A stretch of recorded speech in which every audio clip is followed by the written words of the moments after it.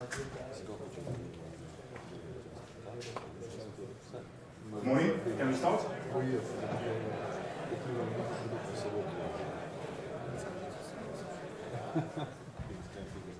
Good morning. Thank you for coming. Thank you for choosing my presentation among others. My name is Konstantin Krasovsky and I am CEO in Indeed Identity. I would like to share with you my vision of evolution of authentication.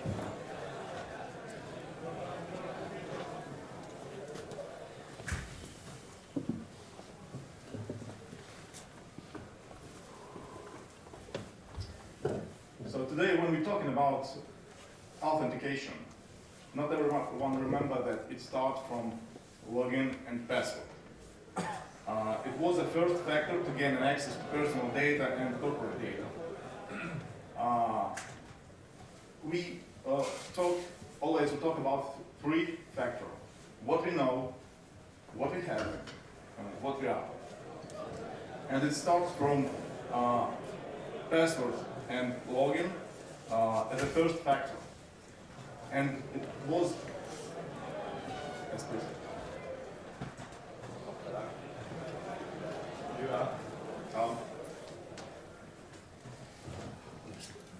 So it was first factor, what we know. It's login and password. And it wasn't very secure, and it wasn't very strong factor to authenticate it, to gain an access to our data. According to Microsoft report, 81% of the most serious cases of data leak was due to incorrect identification. Moreover, when you're talking about passwords, you can see that 50% of people use less than 5 passwords for their accounts during their life. 40% of users use one password for all accounts, and 49% write their password on paper. I hope you saw so many times the situation when someone take a piece of paper, write the password and login, and stick it on the computer. It was a nightmare for IT department because it's not about security. It's just about useful way to remember the password and the login. It was very difficult to protect the data of enterprise and the personal data. I can tell you about one very funny case that I met in one of our clients. As you know, the IT department requirement is to change the password one time per 3 months, 1 month, 6 months, whatever. And sometimes the IT department requirement is about 10 or 11 characters, letters, and numbers in your password. So I met one guy from our client and I asked him a question. How can you remember your password if you have to change it 3 times or 4 times per year? This was my first question. And the second question was, how can you don't forget your password in this way? And he told me, you know, it's very easy. I take the first line from Shakespeare poem, for example, to be or not to be. This is my password for 3 months. Next 3 months, I take the second line, and this is my password for 3 next months. So it was very easy, it was genius, but it's not about protection of our data, it's not about security of our data. And we invite, I mean not our company, I mean professional in cybersecurity, we invited the second factor, what we have. We have smart cards, we have token, we have smartphone, and it was very secure way to protect our data, but not for a while, because we are not perfect. We forget these devices. As you see in 2017, one laptop is stolen every 3 seconds, and 70 million smartphones are lost every year. So it was very difficult to protect our data with two-factor. And we invited multi-factor authentication when we combine two-factor, what we know and what we are. Oh, sorry, what we know and what we have. But as I said, we lose these devices, and we, moreover, sometimes our employees want to try to help to each other, and they pass these devices to each other. And this is also a nightmare of IT department, because in this case, IT specialists know that someone, right person gain access to corporative data, and the specialist doesn't know is it the right person or not. He can be sure in this. And the third step in this evolution, it was biometric authentication. We are the password to our data. We don't need to use password like some password. We don't need login. We don't need use the devices. We can use ourselves as a password to gain access to our corporate data. So we can use fingerprints, palm beam. We can use 3D recognition face, and so on. But in this case, sometimes it's very expensive way to protect our data, because we need additional devices. We need fingerprint scanner, we need 3D camera, and so on. So it's not a perfect way to protect our data. And the next step in authentication was advanced or adaptive authentication. Now we try to analyze the behavior of users when we try to gain access at home or at the office, when, day or night, what devices we use, laptops, smartphones, etc. And the next step of this evolution, what we see, and we hope these steps will be done, it's artificial intelligence. We can use an authentication method, authentication technology. Now, as you see, artificial intelligence became a very useful scenario in all digital life. So we can use it for authenticate users in the way to get an access.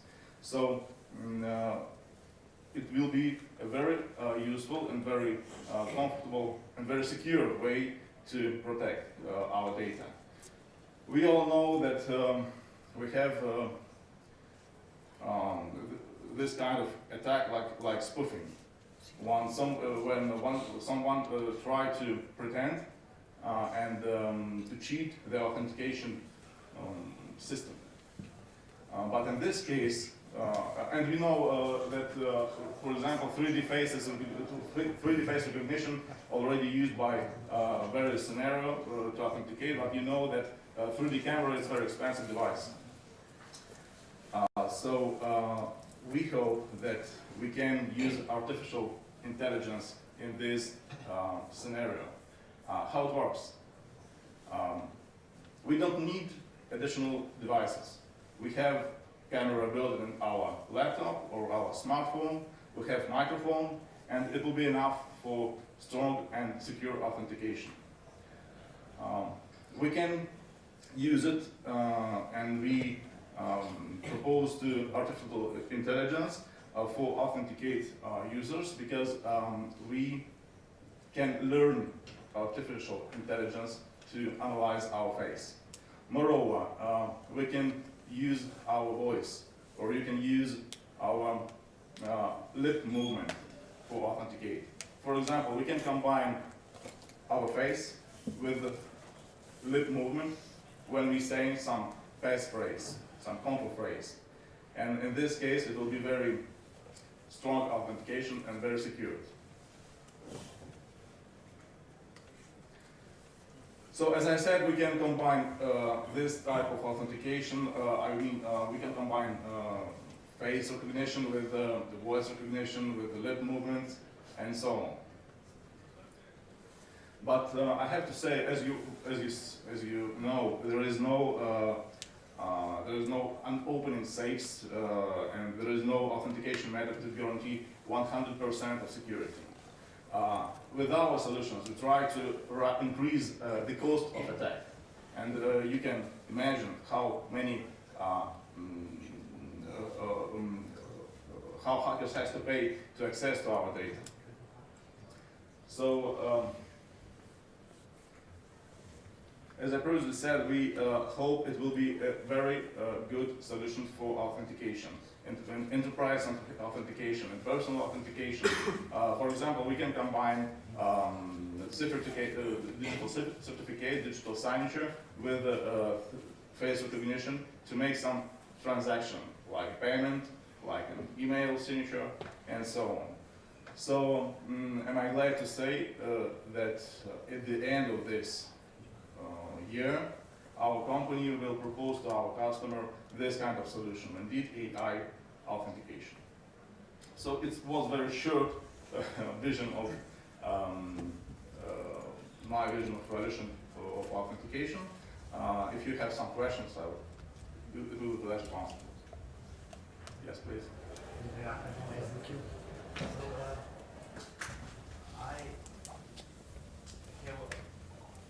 there is an issue, I think a very serious issue with any biometric recognition or identity, because in reality, what the computer at the end does, it compares some template or some hash or some function from ourselves to the information he has as our identity in the system. And if it matches, then it passes us through, otherwise they don't. So the problem I see with biometrics is that in case of a breach, somebody stores this information about ourselves. So in case if password is stolen or a hash is stolen, what is the next step? We change the password. If somebody stores our ID card, what is the next step? We disable that card and we get issued a new card. So if somebody stores our biometrical identity, can we change ourselves? We cannot change ourselves. Yes. So we are stuck with that identity. The only solution is if you completely change the system to use another hash function, so. Understood. Yes, it's very often when. What is the solution? So the first solution when first of all, when we're talking about biometric authentication, it's not a picture of my face. It's a kind of mathematics, and we install it in the store. We don't store. We can put it in very trusted storage. I agree with you that it can be stored. Yes, that's right. But not today, maybe tomorrow. So the hackers. Exactly. That's why we try to propose the next step in this case, and we propose to use the artificial intelligence in this case, because when we use biometric authentication, for example, fingerprint, yes, you're absolutely right. It can be stored. But when we are talking about artificial intelligence in this case, it's not only it's not only data that we store anywhere. It's some kind of analyze, because when we're talking with you, you know me, I know you, and basically I can't make a mistake when I see you, because I analyze your face, your emotion, your eyes color, and so on. We propose using artificial intelligence this way, because it's not still data. It's a data that change every time, and we hope that artificial intelligence can analyze this. So in a way to combine these factors, different factors like biometrics, like traditional password, like I don't know, any other factors, or second factor authentication could be combined together to strengthen actually the authentication process? Yes, exactly. We already do it. We already combine passwords and fingerprints. We already combine smartphones, one-time passwords, smart cards, tokens. Anyway, any method of authentication, we already do it, and we already provide it to our customer. But in this topic and this presentation, I would like to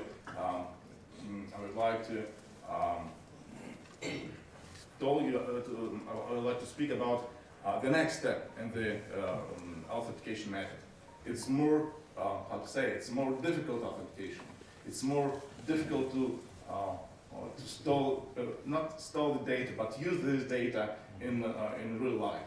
Because in our case, in the future, we hope at the end of this year, we can combine, for example, your face, your live face. It can be recognized if it's a picture or if it's live face, and we can combine live face with, for example, your voice, or as I said, we can combine your face and when you talk your code phrase, the artificial intelligence by camera can analyze your lips movement and your phrase. If my code phrase will be "Hello, it's Konstantin Krasovsky," and someone try to say this phrase too, the lips movement be different.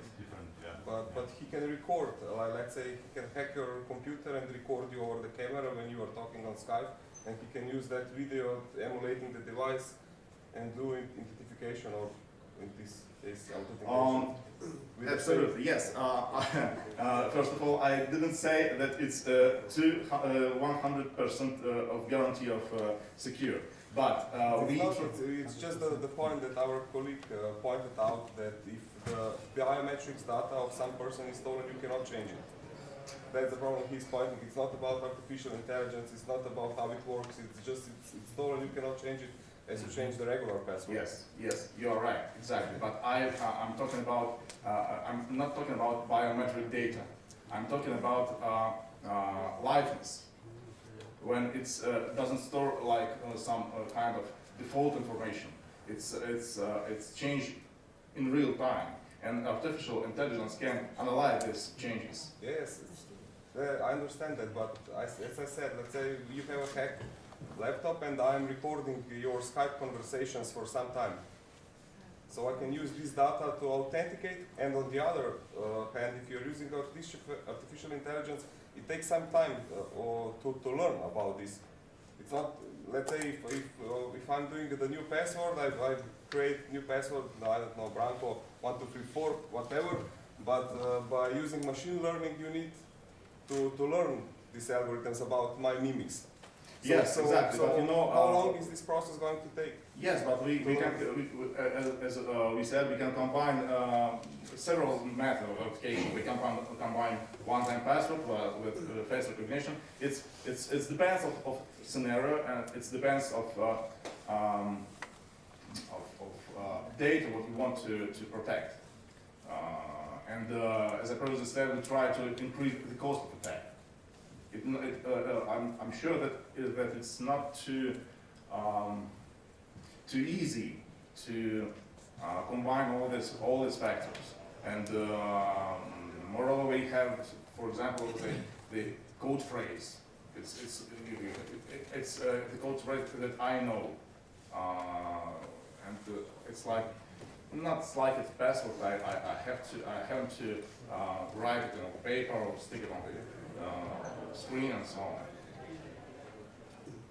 Anyway, at the end of this year, we can see how it works, and you can try to hack it.